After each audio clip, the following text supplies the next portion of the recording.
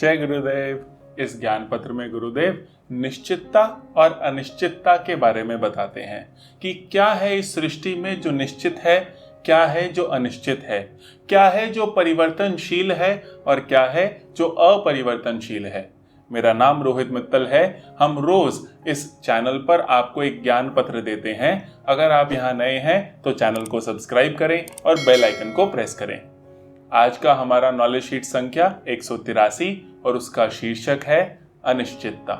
गुरुदेव कहते हैं कि जब तुम इस चेतना की निश्चितता को समझ जाते हो तो इस सृष्टि की अनिश्चितता के साथ आराम से रह सकते हो।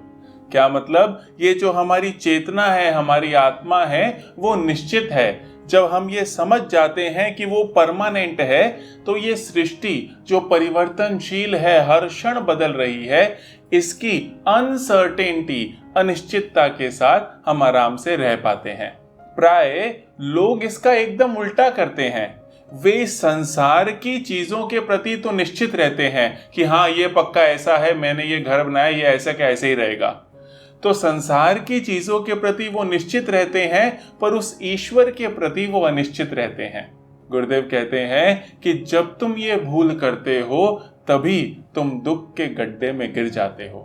जो चीज अविश्वसनीय है, जिस पर विश्वास करना ही नहीं चाहिए, उस पर हम विश्वास करने लगते हैं, इसीलिए हम दुखी होते हैं। ये जो संसार की अनिश्चितता है, ये हमारे मन में एक लालसा पैदा करती है कि कुछ स्थायी मिले, कुछ निश्चित मिले, कुछ परमानेंट मिले। और इस पूरी सृष्टि में सबसे ज्यादा परमानेंट, सबसे ज्यादा स्थायी और निश्चित चीज है हमारी आत्मा। आगे गुरुदेव कहते हैं कि ये संसार परिवर्तनशील है और ये चेतना अपरिवर्तनशील है।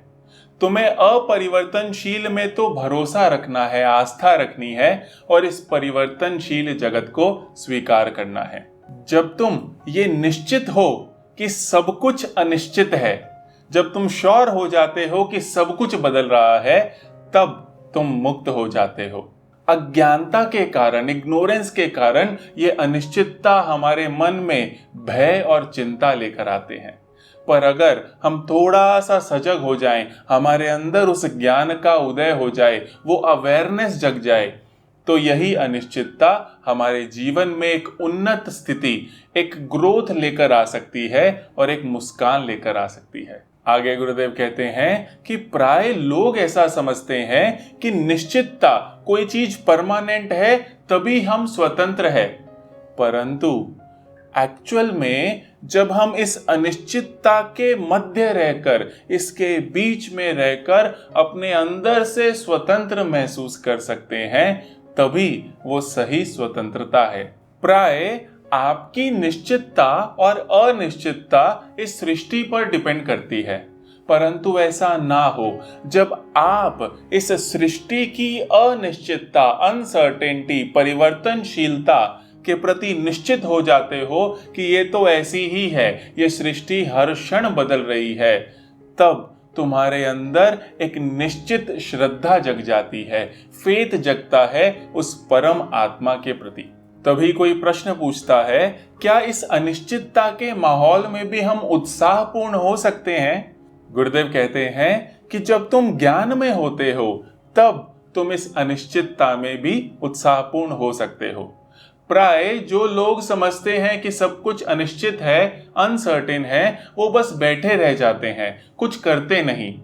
परंतु जब तुम अनिश्चितता में भी क्रियाशील रहते हो, अपना दम लगाते हो, अपना काम करते रहते हो, तब तुम्हारे अंदर समर्पण जगता है, तब श्रद्धा जगती है और तभी ये जीवन एक खेल बन जाता है और तुम प्रसन्नता से जी पाते हो। इस भौतिक संसार के प्रति अगर तुम श्योर हो जाओगे, निश्चित हो जाओगे, तो उससे नीरसता आएगी जीवन के अंदर।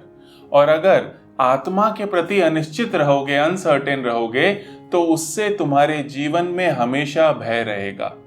जैसे ही तुम ये समझ जाओगे और स्वीकार लोगे कि ये सृष्टि अनिश्चित है, वैसे ही आत्मा के प्रति निश्चितता जगने लगेगी। इस ज्ञान पत्र को हमारे साथ देखने के लिए बहुत बहुत धन्यवाद। वीडियो को ज़रूर से लाइक करें। रोज़ ऐसे ज्ञान पत्र सुनना चाहते हैं तो चैनल को सब्सक्राइब करें और जितना हो सके इस ज्ञान को अपने मित्रों और परिवारजनों के साथ फैलाएं।